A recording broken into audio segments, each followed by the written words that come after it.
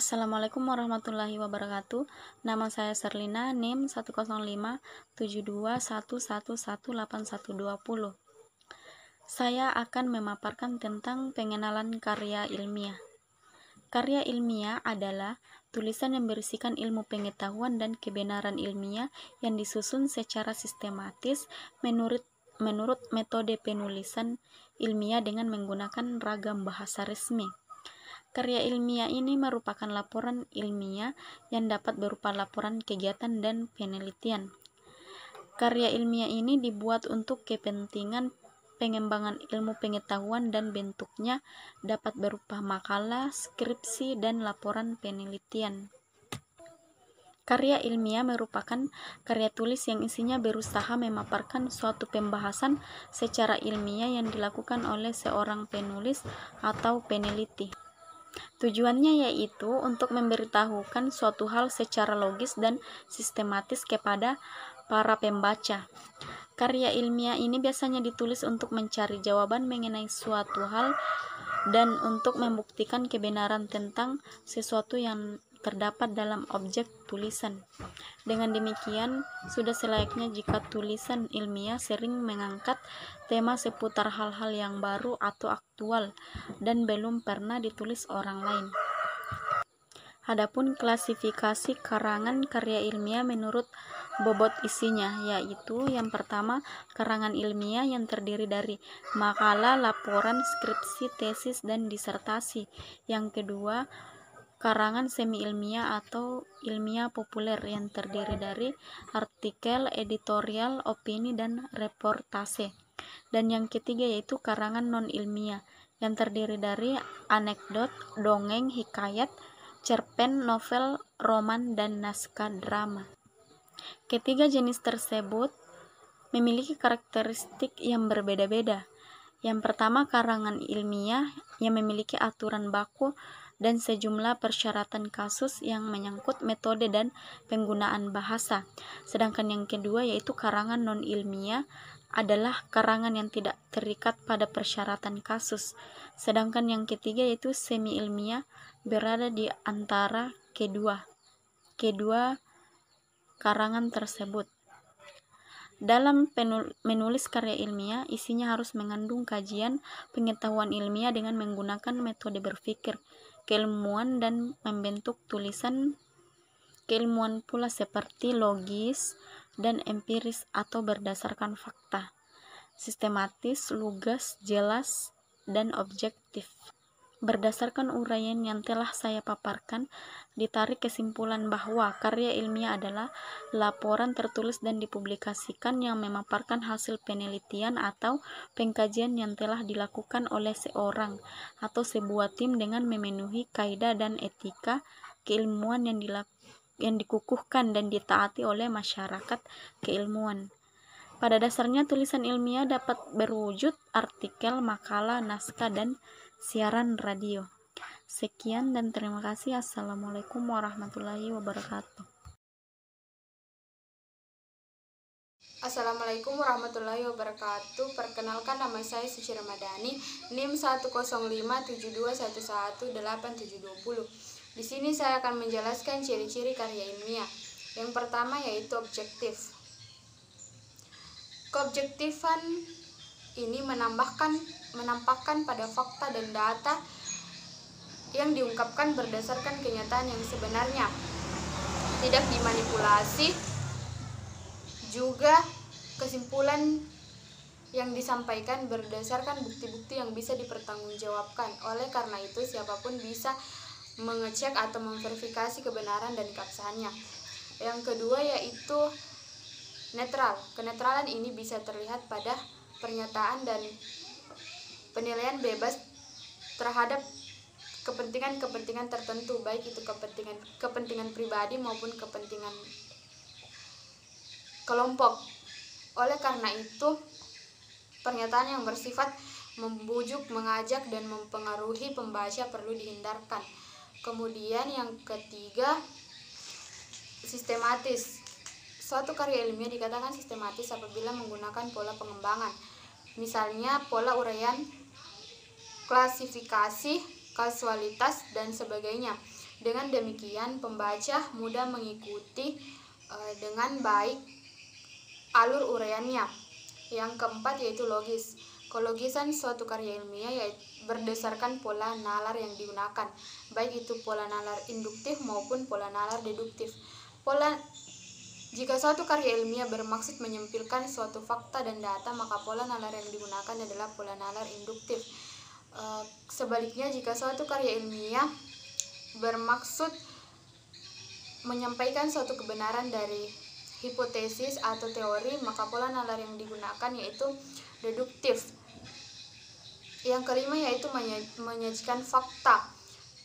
Suatu pernyataan, uraian, kesimpulan harus aktual, yaitu menyajikan fakta. Yang keenam yaitu tidak pleonastik.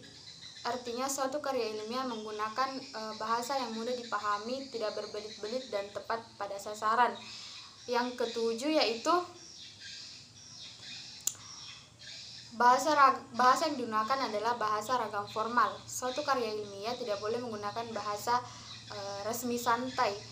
Karya ilmiah harus menggunakan bahasa ragam formal, yaitu bahasa Indonesia yang baik dan benar. Itulah yang bisa saya sampaikan. Saya ucapkan Assalamualaikum warahmatullahi wabarakatuh. Assalamualaikum warahmatullahi wabarakatuh. Perkenalkan, saya Amr Muammar, NIM 1057211166620. Baiklah, di sini saya akan menjelaskan beberapa syarat karya ilmiah. Syarat penulisan karya ilmiah mencakup beberapa hal. Yang pertama yaitu objektivitas.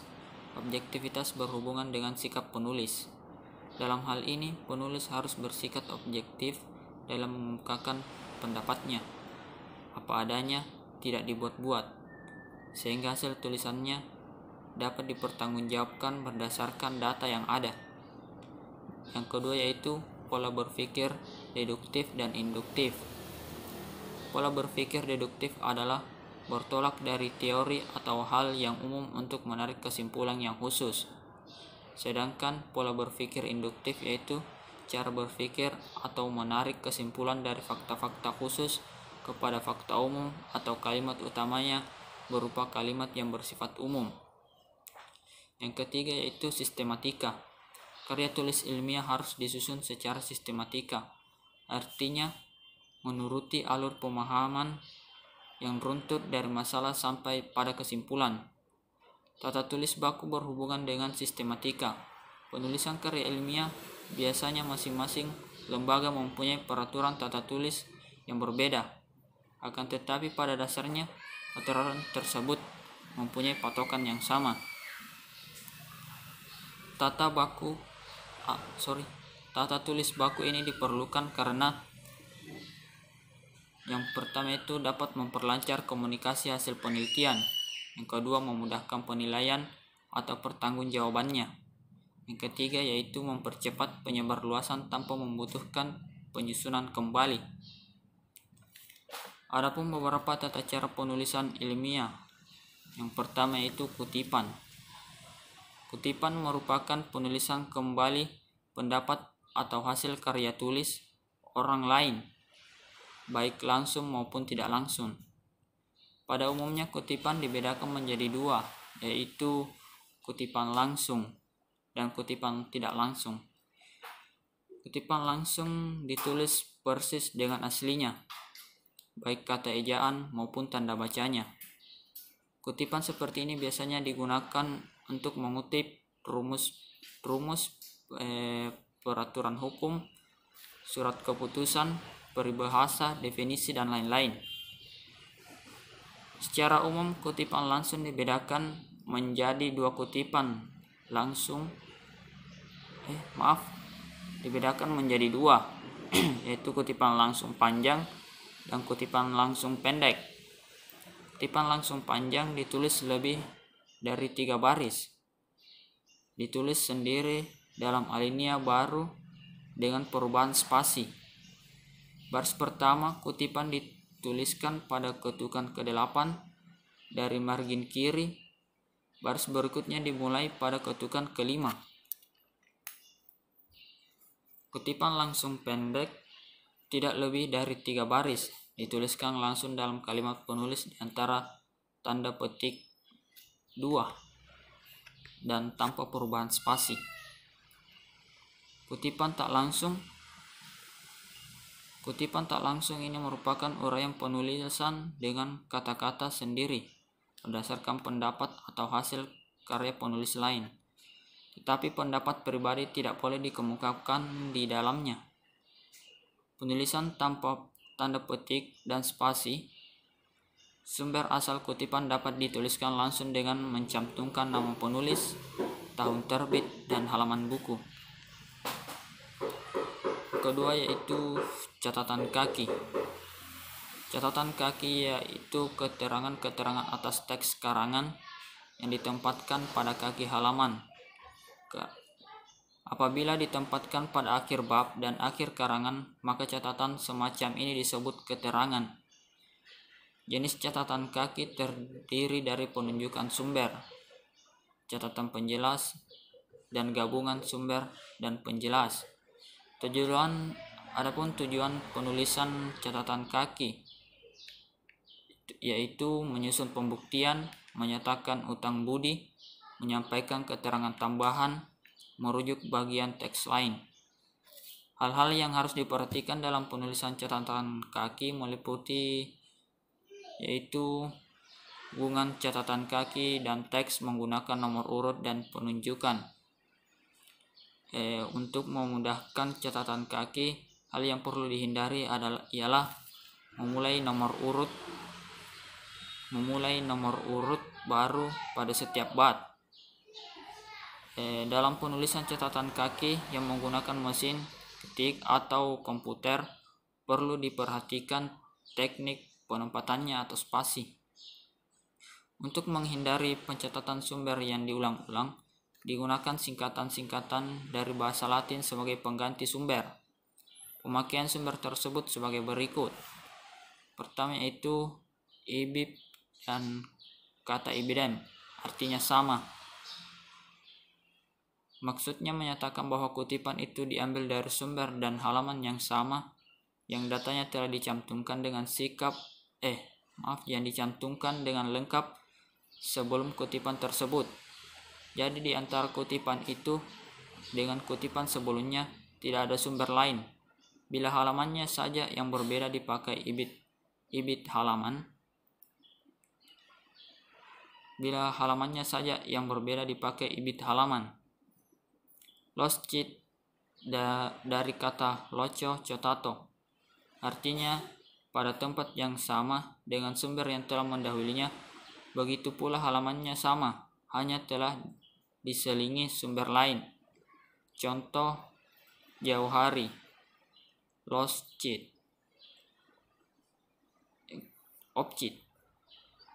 Opcit dari orpera citato, maksudnya karya yang telah dikutip terlebih dahulu. Contoh mutakin, cit halaman 207. Yang ketiga, daftar pustaka. Daftar pustaka berisi sumber bacaan yang digunakan dalam penulisan.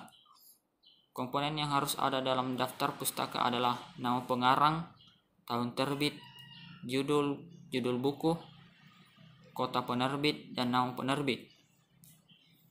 Itulah beberapa syarat suatu karya ilmiah atau beberapa syarat penulisan karya ilmiah.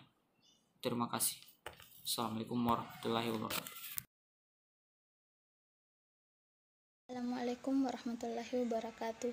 Baik, saya akan melanjutkan presentasi dari kelompok saya. Sebelumnya, perkenalkan nama saya Hairunisa. Bagian D, jenis-jenis karya ilmiah.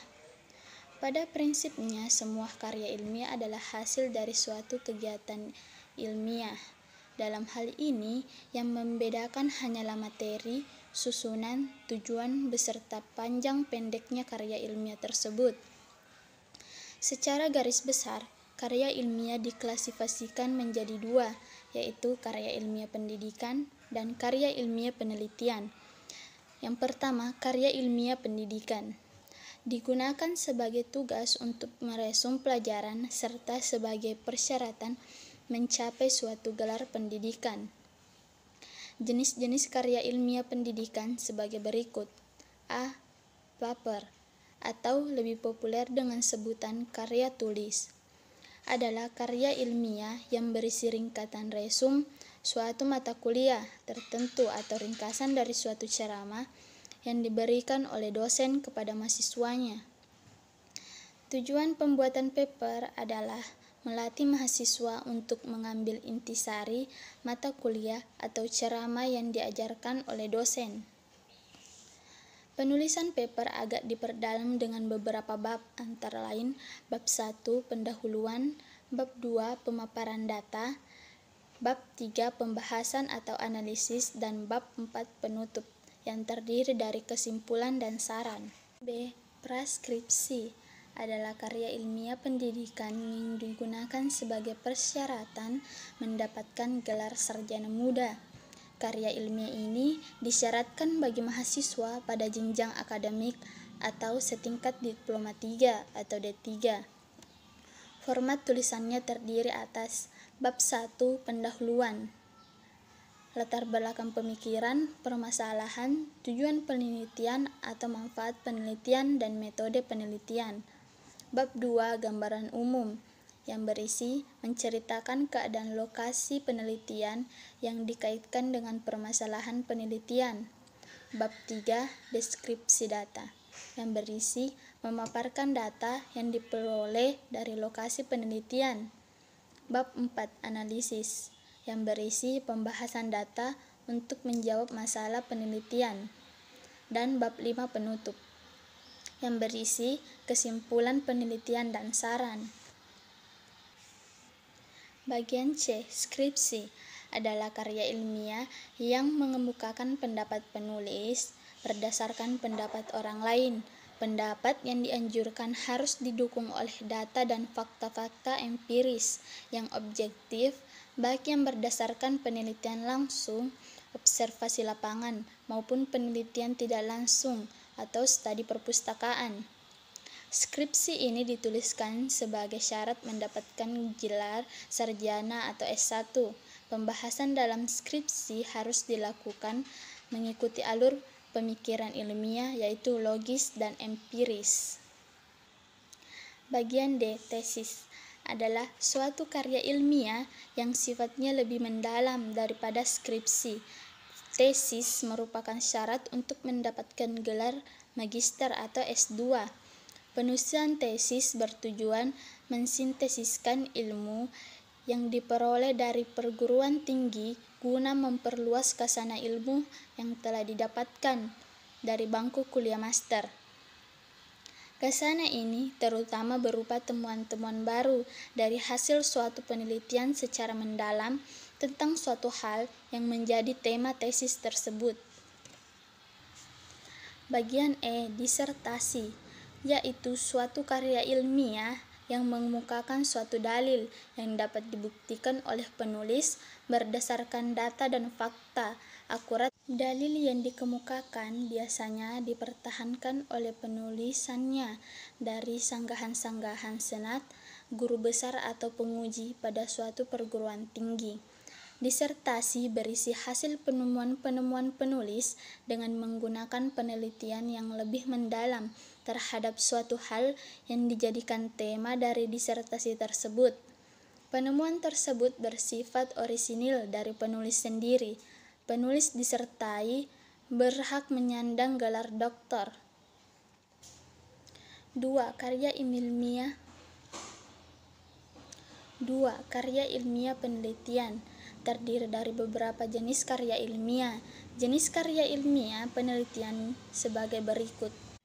Naskah seminar adalah karya ilmiah yang berisi uraian dari topik yang membahas dari suatu permasalahan yang akan disampaikan ke dalam forum seminar. B. Naskah bersambung. Bentuk tulisan bersambung ini mempunyai judul dengan pokok bahasan atau topik yang sama. Hanya penyajiannya saja yang dilakukan secara bersambung, atau bisa juga saat pengumpulan data penelitian dalam waktu yang berbeda.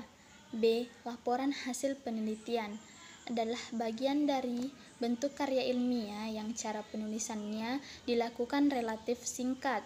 Laporan ini bisa dikelompokkan sebagai karya tulis ilmiah karena berisi hasil dari suatu kegiatan penelitian meskipun dari tahap awal. C. Jurnal penelitian adalah buku yang terdiri atas karya ilmiah yang isinya berupa hasil penelitian dan resensi buku. Jurnal penelitian ini harusnya ditulis secara teratur dan sebaiknya mendapatkan nomor dari suatu perpustakaan nasional berupa ISSN atau International Standard Serial Number.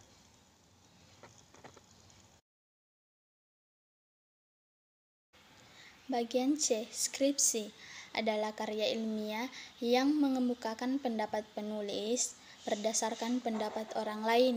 Pendapat yang dianjurkan harus didukung oleh data dan fakta-fakta empiris yang objektif, baik yang berdasarkan penelitian langsung, observasi lapangan, maupun penelitian tidak langsung atau studi perpustakaan.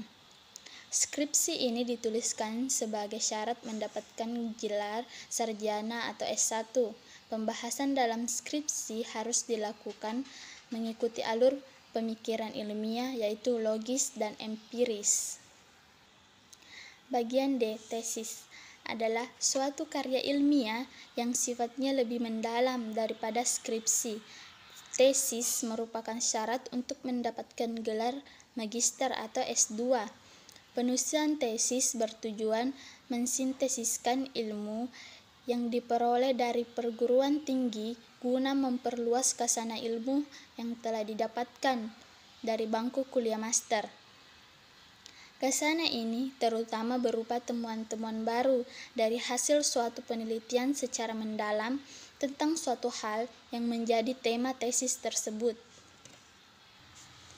Bagian E. Disertasi, yaitu suatu karya ilmiah yang mengemukakan suatu dalil yang dapat dibuktikan oleh penulis berdasarkan data dan fakta akurat. Dalil yang dikemukakan biasanya dipertahankan oleh penulisannya dari sanggahan-sanggahan senat, guru besar atau penguji pada suatu perguruan tinggi.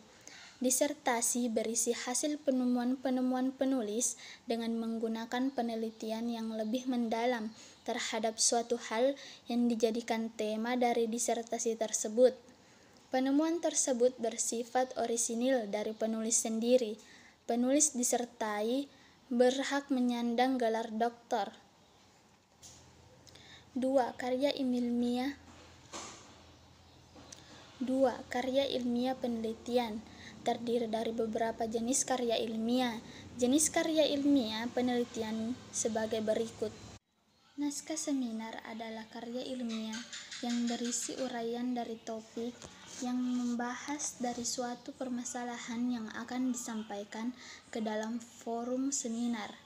B. Naskah bersambung. Bentuk tulisan bersambung ini mempunyai judul dengan pokok bahasan atau topik yang sama. Hanya penyajiannya saja yang dilakukan secara bersambung atau bisa juga saat pengumpulan data penelitian dalam waktu yang berbeda. B. Laporan hasil penelitian adalah bagian dari bentuk karya ilmiah yang cara penulisannya dilakukan relatif singkat. Laporan ini bisa dikelompokkan sebagai karya tulis ilmiah karena berisi hasil dari suatu kegiatan penelitian meskipun dari tahap awal. C. Jurnal penelitian adalah buku yang terdiri atas karya ilmiah yang isinya berupa hasil penelitian dan resensi buku. Jurnal penelitian ini harusnya ditulis secara teratur dan sebaiknya mendapatkan nomor dari suatu perpustakaan nasional berupa ISSN atau International Standard Serial Number.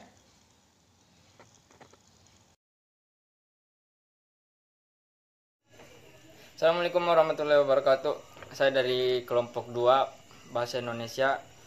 Nama saya Yasir Arafah Hidayat. Kelas saya M20 nomor NIM saya 105721115020.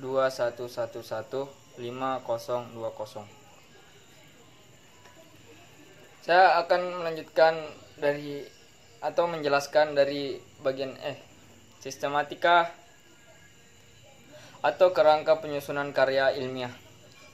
Hasil penelitian yang dilaporkan dalam bentuk tulisan merupakan karya ilmiah. Oleh karena itu, penulisannya harus menuruti suatu aturan kerangka penulisan tertentu. Aturan penulisan tersebut dapat berbeda-beda tergantung pada lembaga yang bersangkutan. Secara umum, kerangka penulisan karya ilmiah dapat dibagi dalam 3 bagian, yaitu pendahuluan, isi, dan penutup. Bagian 1. Bagian ini biasanya berisi halaman judul, halaman pengesahan, kata pengantar, daftar isi, daftar tabel, daftar gambar, dan grafik. Halaman judul. Halaman judul ini ditulis untuk mengetahui garis besar isi laporannya. Judul ditulis dengan huruf kapital, biasanya di tengah halaman agak ke atas, tetapi ada juga variasi lain. Judul karya ilmiah ditulis dengan yaitu A. Merumuskan secara singkat, B. Mencerminkan area permasalahan, variabel penelitian, dan target populasi, C. Membuat kata kunci yang diacu dalam penelitian, D. Memisahkan antara judul utama dan judul pelengkap. Kedua atau bagian B, halaman pengesahan. Halaman pengesahan ini digunakan untuk karya-karya ilmiah yang biasa diajukan atau dipertahankan di depan penguji seperti skripsi, tesis, dan disertasi. Halaman pengesahan bermaksud menginformasikan kepada penelitian ujian akhir bahwa karya ilmiah yang akan diujikan itu telah memenuhi syarat dan disetujui oleh pembimbing untuk dipertahankan di depan para penguji.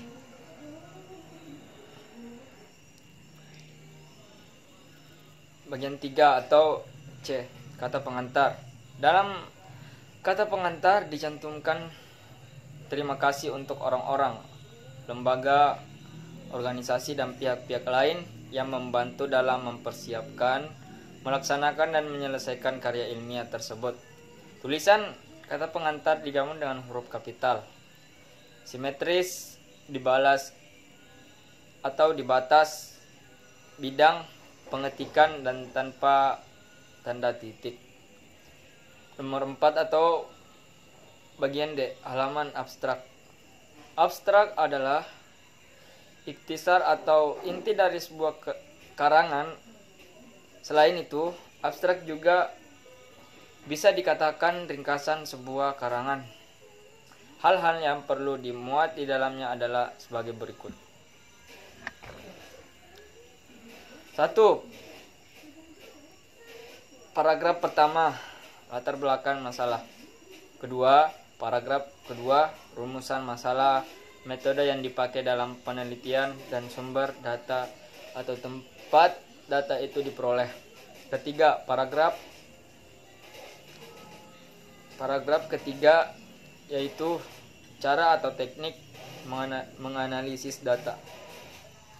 Paragraf keempat, hasil analisis data. Keempat hal tersebut harus disusun sesingkat mungkin. Bagian kelima atau bagian E, daftar isi. Daftar isi merupakan petunjuk untuk para pembaca. Daftar isi harus ditempatkan di bagian depan karya ilmiah dan bukan di bagian penutup atau di bagian belakang. Daftar isi hampir sama dengan kerangka karangan. Perbedaannya adalah Daftar isi memakai nomor halaman, sedangkan kerangka karangan tidak. Keduanya berdiri atas bab-bab dan subbab serta rinciannya. Daftar tabel, gambar, dan grafik. Jika menggunakan lampiran tabel, gambar, dan grafik untuk menunjang isi laporan, maka harus mencantumkan nomor urut dan halaman dengan jelas. Yang terakhir, bagian G atau ke-7, yaitu bagian isi. Secara umum, bagian isi terdiri dari pendahuluan, yaitu latar belakang masalah. Latar belakang masalah adalah hal tertentu yang mendorong mahasiswa untuk melakukan penelitian. B. Rumusan masalah. Rumusan masalah ditulis untuk menspesifikasikan masalah yang akan dibahas dalam karya tulis. C. Tujuan dan manfaat penelitian. Tujuan dan manfaat ialah selalu ada dalam penelitian. Tujuannya biasanya untuk mengetahui sebuah atau sejumlah fenomena tertentu. Bagian D, manfaat penelitian, yakni sesuatu yang bisa dirasakan dan dilaksanakan. Manfaatnya yaitu bersifat teoritis dan manfaat yang bersifat praktis. Metodologi penelitian. Metodologi penelitian merupakan alat, prosedur, dan teknik yang dipilih dalam melaksanakan penelitian.